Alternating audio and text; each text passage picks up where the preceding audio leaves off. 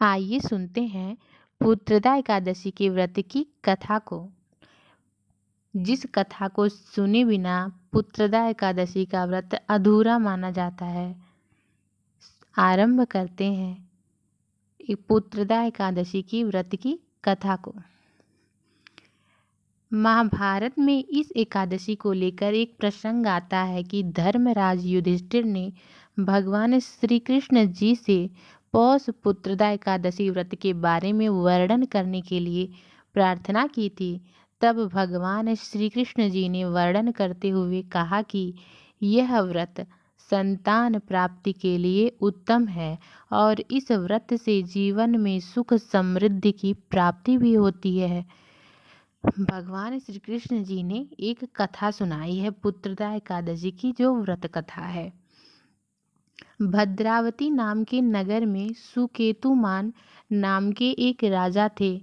वे बहुत बहादुर, कुशल शासक और एक दानी राजा थे। उनके राज्य में उनके शासन से प्रजा संतुष्ट और प्रसन्न रहती थी। राजा समय समय पर प्रजा हित में शुभ कार्य संपन्न करते रहते थे।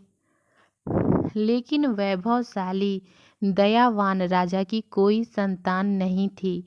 इसलिए राजा हमेशा चिंतित भी रहते थे, मेरी कोई संतान नहीं है। और शास्त्रों में लिखा गया है कि जिस पुरुष की कोई संतान नहीं होती है, उसके पूर्वजों को हमेशा ऋण रहता है उसके ऊपर।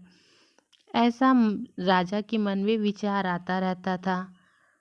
राजा दिन रात सोचते थे कि मेरे मरने के बाद कौन मेरा पिंडदान करेगा, और यदि मैं इसी तरह से बिना संतान के मर गया तो अपने पूर्वजों का ऋण किस प्रकार चुका पाऊंगा।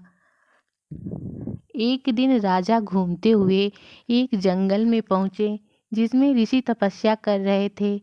राजा ने ऋषि को प्रणाम किया। ऋषि ने राजा के मन की चिंता को पढ़ लिया और राजा से पूछ लिया कि हे राजा, आप इतने चिंतित क्यों हैं।